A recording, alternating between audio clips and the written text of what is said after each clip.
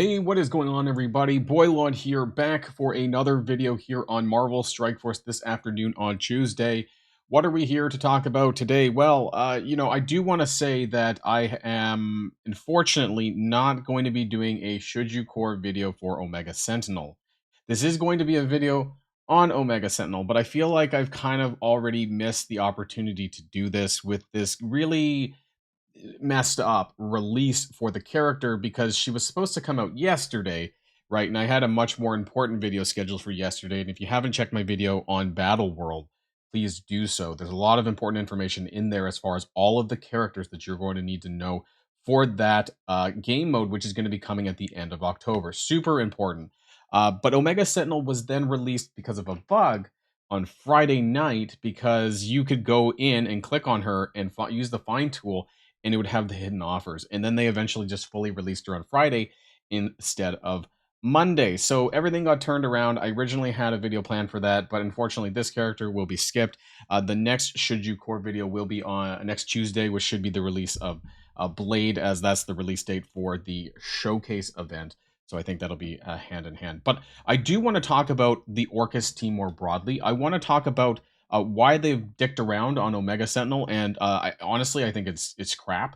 And I also want to talk about why you're actually going to need possibly this full team. A lot of people have asked me whether or not my opinions have changed at all with Battle World with regards to coring for characters like Nimrod and Omega Sentinel, and I'm going to talk about this in this video as well. So if you're ready to go, let's boil this down.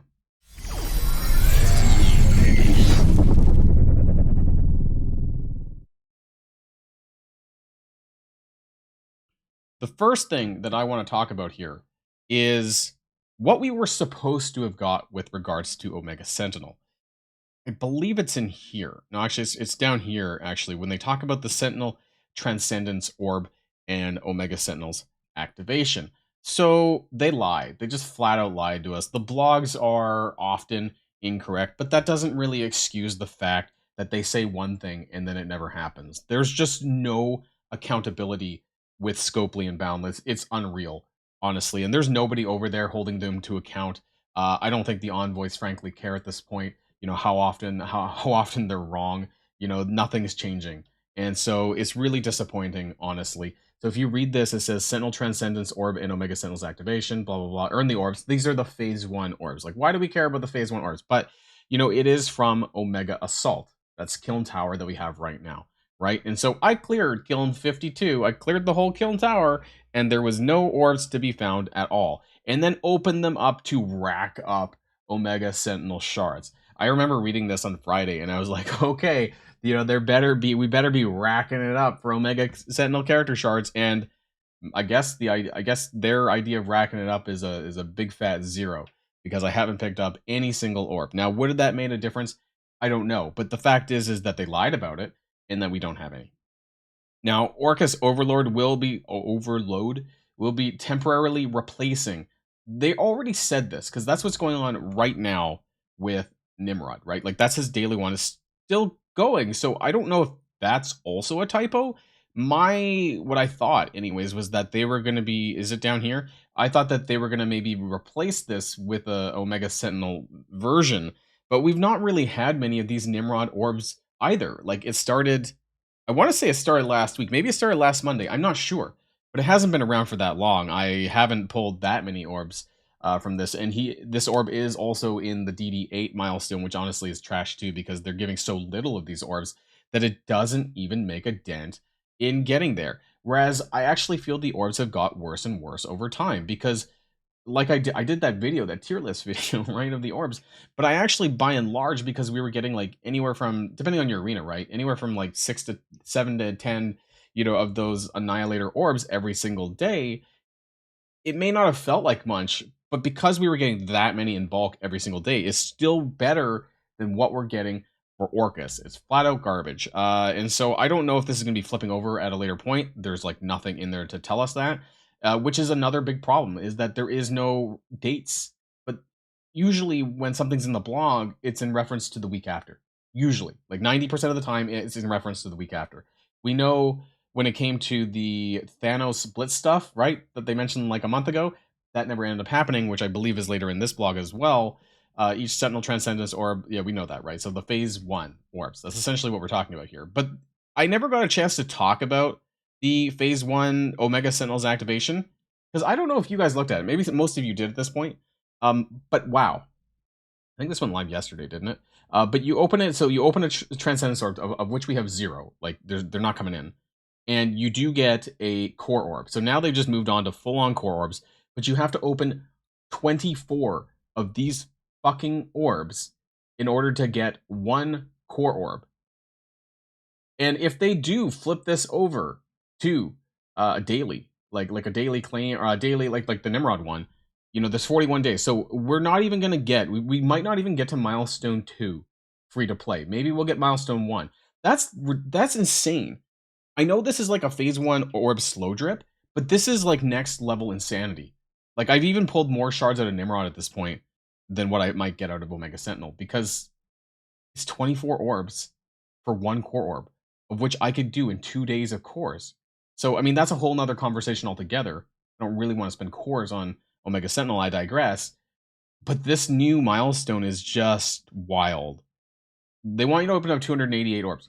Fine. But like, the fact is it's separated every 24, and we are not getting any of these. Like, usually when these phase 1 milestones start, you're getting them somewhere.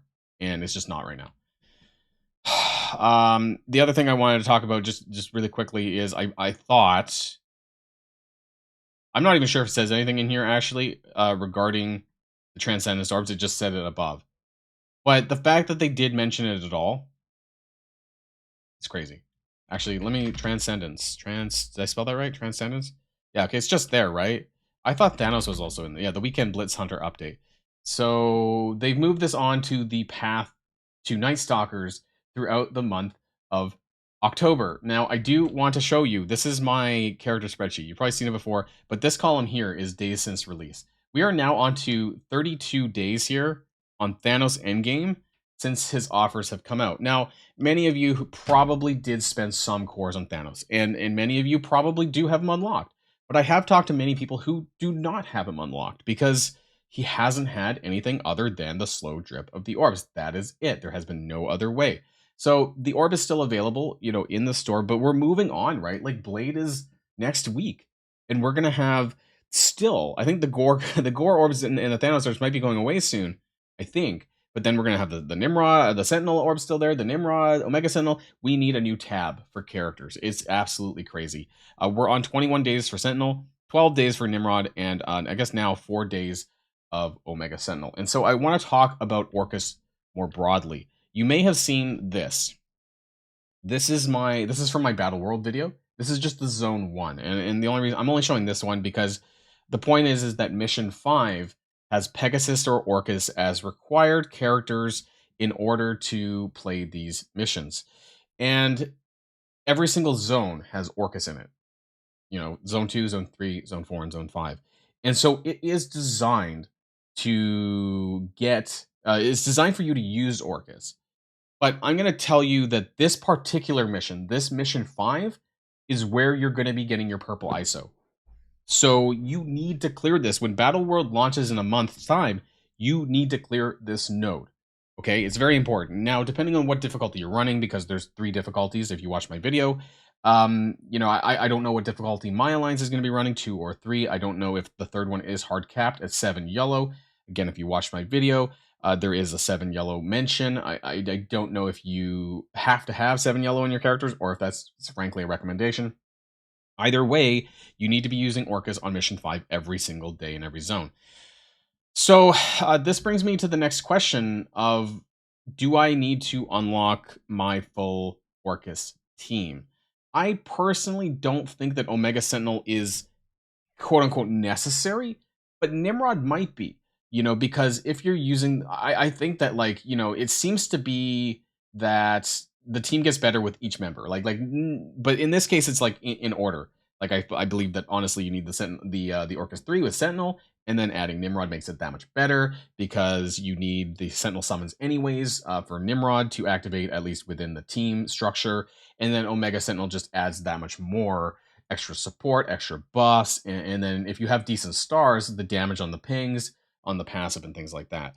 And so a lot of people were asking me whether or not Battle World changes my thoughts on whether or not I am going to core more on Nimrod. And we still have a month until Battle World comes out. And so that gives me time to see what happens with these character releases and whether or not there is something coming or not.